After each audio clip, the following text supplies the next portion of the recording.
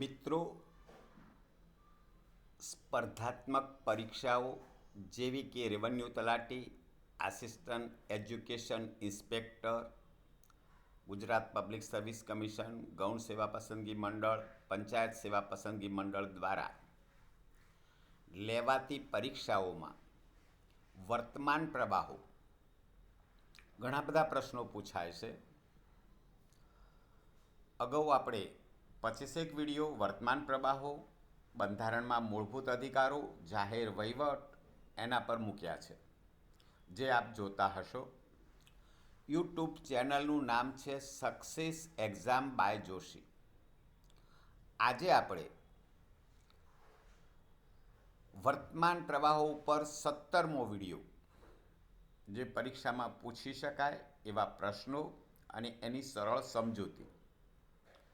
પ્રથમ આપણે પ્રશ્ન જોઈશું, 5 સેકન્ડ તમને જવાબ વિચારવાનો ટાઈમ આપીશું, એનો જવાબ પણ જોઈશું અને એ ઇવેન્ટ વિશે થોડીક સમજ પણ મેળવશું. પ્રશ્ન 1. ડિસેમ્બર 24માં નિવૃત્તિની જાહેરાત કરનાર સિદ્ધાર્થ કૌલ કઈ રમત સાથે સંકળાયેલા છે? સિદ્ધાર્થ કૌલ કઈ રમત સાથે સંકળાયેલા છે? ક્રિકેટ, ફૂટબોલ, હોકી કે બોક્સિંગ? મિત્રો, સાચો જવાબ છે ક્રિકેટ. સિદ્ધાર્થ કૌલ ક્રિકેટની રમત સાથે સંકળાયેલા છે. પંજાબના 34 વર્ષીય ઝડપી બોલર સિદ્ધાર્થ કૌલે ભારતીય ક્રિકેટમાંથી નિવૃત્તિની જાહેરાત કરી. મિત્રો, એમણે નિવૃત્તિની જાહેરાત કરી છે એટલે આ પ્રશ્ન પૂછી શકાય. 2018-19 દરમિયાન 3 વન ડે અને 3 T20 મેચમાં ભારતનું પ્રતિનિધિત્વ કર્યું હતું અને 2008માં વિરાટ કોહલી અને રવિન્દ્ર જાડેજા સાથે અંડર-19 વર્લ્ડ કપ વિજેતા ટીમમાં ભાગ લીધો હતો. તો સિદ્ધાર્થ કૌલ એ ક્રિકેટ ટીમ સાથે સંકળાયેલા છે અને એમણે ડિસેમ્બર 24માં નિવૃત્તિની જાહેરાત કરી. પ્રશ્ન 2. જાહેર પરિવહન અને મુસાફરોની સેવાઓ સુધારવા માટે કયા રાજ્યે બસ સવારી એપ શરૂ કરી છે?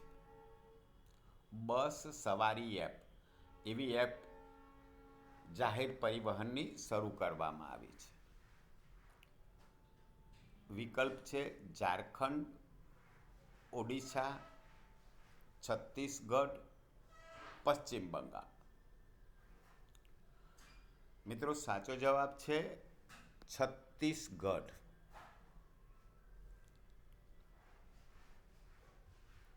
છત્તીસગઢે દૂરના વિસ્તારો માટે બસ મુસાફરીને સરળ બનાવવા માટે બસ સવારી એપ લોન્ચ કરી. એવું પણ પૂછી શકે કે છત્તીસગઢના મુખ્યપ્રધાન કોણ છે?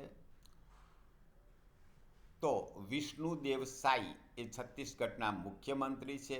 એમણે આ એપ રજૂ કરી હતી. આ એપનો ઉદ્દેશ જાહેર સુવિધામાં સુધારો કરી બસ સ્ટેન્ડની મુલાકાત લીધા વિના બસના સમયપત્રક અને રૂટની માહિતી મળી રહે છે.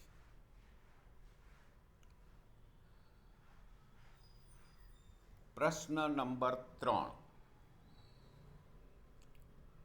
ડિસેમ્બર 24માં કયા આંતરરાષ્ટ્રીય સંગઠને પશ્ચિમ બંગાળને હેરિટેજ ટુરિઝમ માટે ટોચનું સ્થળ જાહેર કર્યું?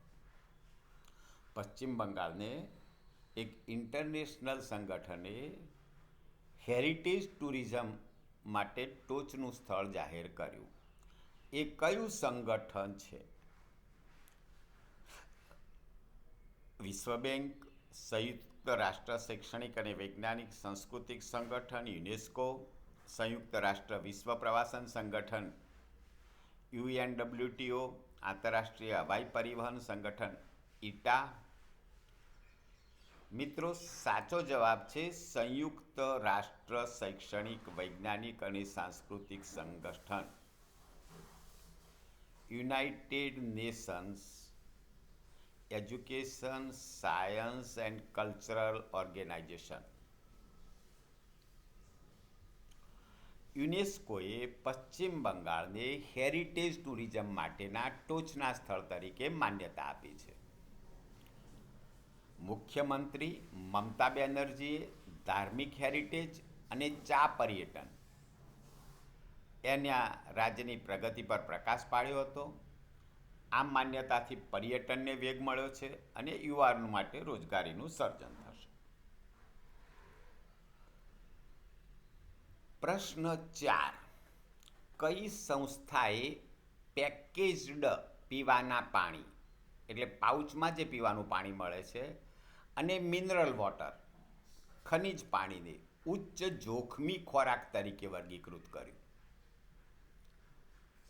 પાઉચમાં પાણી અને મિનરલ વોટરને જોખમી ખોરાક તરીકે વર્ગીકૃત કરવામાં આવ્યું છે. કઈ સંસ્થાએ વર્ગીકૃત કર્યું? Food safety and standard authority of India, FSSAI, Indian bureau of standard, food processing industrial મંત્રાલય, national institute of food technology. મિત્રો, સાચો જવાબ છે food safety and standard authority of India, FSSAI. Food safety and standard authority of India. Food safety and standard authority of ઇન્ડિયાએ packaged પીવાના પાણી અને mineral વોટરને ઉચ્ચ જોખમી ખોરાક તરીકે વર્ગીકૃત કર્યા છે, જે સલામતીના પગલાં વધારે છે. ઉચ્ચ જોખમવાળા ખોરાકને જાહેર આરોગ્ય સમસ્યાઓ અટકાવવા માટે કડક સલામતી પ્રોટોકોલની જરૂર છે. આ નિયમન food safety and standard act 2006 હેઠળ આવે છે. એવો પણ પ્રશ્ન પૂછી શકે કે food safety and standard act કયા વર્ષનો છે? તો એ 2006નો આ એક્ટ છે, જે પ્રમાણપત્ર પ્રક્રિયાને સરળ બનાવે છે. પ્રશ્ન નંબર 5. દર વર્ષે વિશ્વ માટી દિવસ, સોઇલ ડે તરીકે કયો દિવસ ઉજવવામાં આવે છે? મિત્રો, વિશ્વ દિવસો જે છે એ કોઈને કોઈ રીતે દરેક પેપરમાં 1-2 દિવસ વિશે પૂછાતું હોય છે, તો આ દિવસો આપણે યાદ રાખવા જરૂરી છે. વિશ્વ માટી દિવસ ક્યારે ઉજવવામાં આવે છે? તો 4મી ડિસેમ્બર, 5મી ડિસેમ્બર, 6મી ડિસેમ્બર, 7મી ડિસેમ્બર. સાચો જવાબ છે 5મી ડિસેમ્બર. એના વિશે થોડુંક જાણીએ. માટીના મહત્વ વિશે જાગૃતિ લાવવા માટે દર વર્ષે 5મી ડિસેમ્બરે વિશ્વ માટી દિવસ ઉજવવામાં આવે છે. હવે એ માટી દિવસ જે ઉજવવામાં આવે છે એની થીમ, એનો 2024ની જે થીમ હતી એ માટીની સંભાળ, માપ, દેખરેખ અને વ્યવસ્થાપન એ વિષય પર એ દિવસ ઉજવાયો. માટી એક જીવંત ઇકોસિસ્ટમ છે જે વનસ્પતિ જીવનને ટકાવી રાખે છે, પૃથ્વીના તાપમાનને નિયંત્રિત કરે છે. ભારતમાં વધુ પડતા ખાતરના ઉપયોગ, વધુ પડતી સિંચાઈ અને વન નાબૂદીના કારણે માટીનું સ્વાસ્થ્ય બગડી રહ્યું છે. તો 5મી ડિસેમ્બરે વિશ્વ માટી દિવસ ઉજવાય છે. ચાલુ વર્ષની થીમ હતી માટીની સંભાળ, માપ, દેખરેખ, વ્યવસ્થાપન. પ્રશ્ન 6. દર વર્ષે કયો દિવસ માનવ અધિકાર દિવસ તરીકે ઉજવાય છે? માનવ અધિકાર દિવસ, હ્યુમન રાઇટ ડે. 9મી ડિસેમ્બર, 10મી ડિસેમ્બર, 11મી ડિસેમ્બર, 12મી ડિસેમ્બર. મિત્રો, સાચો જવાબ છે 10મી ડિસેમ્બર. 1948માં અપનાવવામાં આવેલા માનવ અધિકારોના સાર્વત્રિક ઘોષણાની યાદમાં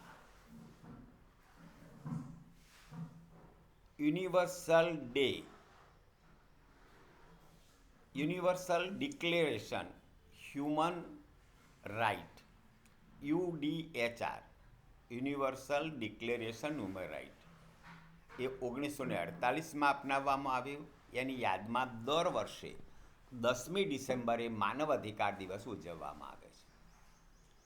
સ્વતંત્રતા, સમાનતા, જીવનનો અધિકાર, સુરક્ષા, વિચાર અને અભિવ્યક્તિની સ્વતંત્રતા જેવા માનવ અધિકાર સિદ્ધાંતોને પ્રોત્સાહન આપે છે.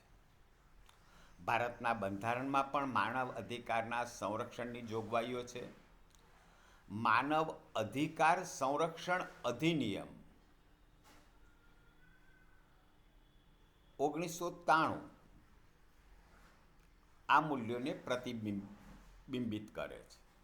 તો આપણા દેશમાં 1993નો આ અધિનિયમ છે અને 12 ઓક્ટોબર 1993ના રોજ નેશનલ હ્યુમન રાઇટ કમિશનની રચના કરવામાં આવી, NHRCની. પ્રશ્ન નંબર 7. 2034નો ફિફા વર્લ્ડ કપનું યજમાન કયો દેશ છે? મિત્રો, ફૂટબોલનું જે આયોજન થાય છે દર 4 વર્ષે, 2034નું યજમાન કયો દેશ છે? New Zealand, Germany, Saudi Arabia, Bharat. મિત્રો, સાચો જવાબ છે સાઉદી અરેબિયા. 2034નું ફિફા વર્લ્ડ કપનું યજમાન દેશ છે. ફિફાએ 2034ના પુરુષોના ફૂટબોલ વર્લ્ડ કપના યજમાન તરીકે સાઉદી અરેબિયાની જાહેરાત કરી. 2022માં કતાર પછી સાઉદી અરેબિયા આ ઇવેન્ટનું આયોજન કરનાર બીજો મધ્ય પૂર્વીય દેશ છે. તો સાઉદી અરેબિયા એ મધ્ય પૂર્વીય દેશ છે. 2022માં કતારમાં આયોજન કરવામાં આવ્યું હતું. 2022ના કતાર વર્લ્ડ કપનું આયોજન, જેમાં આર્જેન્ટિનાએ ટ્રોફી જીતી હતી. અને 2030ના વર્લ્ડ કપનું સહયજમાન છે સ્પેન, પોર્ટુગલ અને મોરોક્કો. તો 30નું કોણ છે? 22માં કોણ હતું? 22માં કોણ ટ્રોફી જીત્યું હતું?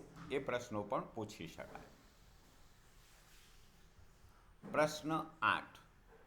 કયા દેશે કેન્સરના દર્દીઓ માટે mRNA રસી વિકસાવી છે? કેન્સરની રસી વિકસાવનાર દેશ કયો છે? Australia, France, Russia, Bharat. મિત્રો, સાચો જવાબ છે રશિયા. રશિયાએ mRNA આધારિત કેન્સર સારવાર રસી વિકસાવી છે. નાગરિકોને મફત ઓફરમાં કરવામાં આવી છે, જેના એક ડોઝનો ખર્ચ 3 લાખ રૂબેલ્સ એટલે કે $2,869 ખર્ચ થાય છે. પ્રશ્ન નંબર 9. આંતરરાષ્ટ્રીય સ્થળાંતર દિવસ તરીકે કયો દિવસ ઉજવવામાં આવે છે? મિત્રો, દિવસો યાદ રાખવા પડશે. તો આંતરરાષ્ટ્રીય સ્થળાંતર દિવસ જે છે એ કઈ તારીખે ઉજવાય છે? 17મી ડિસેમ્બર, 18મી ડિસેમ્બર, 19મી ડિસેમ્બર, 20મી ડિસેમ્બર. સાચો જવાબ છે 18મી ડિસેમ્બર. દર વર્ષે 18મી ડિસેમ્બરે આંતરરાષ્ટ્રીય સ્થળાંતર દિવસ તરીકે ઉજવવામાં આવે છે, જેથી વ્યાજબી સ્થળાંતર નીતિઓને પ્રોત્સાહન મળે અને સ્થળાંતર કરનારાઓના અધિકારોની હિમાયત કરી શકાય. જે લોકો સ્થળાંતર કરી રહ્યા છે એમના અધિકારોની હિમાયત માટે 2024ની થીમ હતી સ્થળાંતર કરનારાઓના યોગદાનનું સન્માન કરવું અને તેમના અધિકારોનું સન્માન કરવું, જેનો હેતુ સ્થિતિ અથવા સ્થાનને ધ્યાનમાં લીધા વિના સ્થળાંતર કરનારાઓનું રક્ષણ કરવાનો છે. પ્રશ્ન નંબર 10. હમણાં સમાચારમાં ચર્ચાયેલ પનામા કેનાલ કયા 2 જળાશયોને જોડે છે? પનામા કેનાલનો પ્રશ્ન એટલે પૂછી શકે કે હમણાં સમાચારમાં એના વિશે વિગતે ચર્ચાઓ થઈ. હિન્દ મહાસાગર અને પેસિફિક મહાસાગર, લાલ સમુદ્ર અને કાળો સમુદ્ર, એટલાન્ટિક મહાસાગર અને પેસિફિક મહાસાગર, ભૂમધ્ય સમુદ્ર અને લાલ સમુદ્ર. મિત્રો, સાચો જવાબ છે એટલાન્ટિક મહાસાગર અને પેસિફિક મહાસાગર. હમણાં ચર્ચા એટલા માટે થઈ કે અમેરિકાના ચૂંટાયેલા રાષ્ટ્રપતિ ડોનાલ્ડ ટ્રમ્પે સૂચન કર્યું છે કે તેમનું વહીવટી તંત્ર પનામા કેનાલ પર ફરી નિયંત્રણ મેળવવાના પ્રયાસ પર વિચારી રહ્યું છે. પનામા કેનાલ પર વહીવટી નિયંત્રણ છે નહેરનું, પણ એ બનાવી હતી યુએસએ, એટલે એના પર પાછું નિયંત્રણ મેળવવા ડોનાલ્ડ ટ્રમ્પ વિચારી રહ્યા છે. કયા બે મહાસાગરોને જોડે છે? તો એટલાન્ટિક અને પેસેફિક મહાસાગરને જોડે છે. યુનાઇટેડ સ્ટેટ્સ દ્વારા બનાવવામાં આવેલી છે આ પનામા નહેર. ઓગસ્ટ 1914માં એનું કામ પૂર્ણ થયું હતું. તો ક્યારે કામ પૂર્ણ થયું હતું એ પણ પૂછી શકાય. કોને બનાવી હતી એ પણ પૂછી શકાય. અને 1914થી 1979 સુધી ફક્ત નહેરનું નિયંત્રણ કર્યું હતું. ત્યારબાદ નિયંત્રણ પનામા કેનાલ કમિશનને સોંપવામાં આવ્યું. અત્યારે એ નિયંત્રણ છે પનામા કેનાલ કમિશન પાસે, પરંતુ ડોનાલ્ડ ટ્રમ્પ એ નિયંત્રણ પોતે પોતાના હસ્તક લેવા માગે છે. 31 ડિસેમ્બર 1919ના રોજ સંપૂર્ણ નિયંત્રણ પનામાને સોંપવામાં આવ્યું હતું.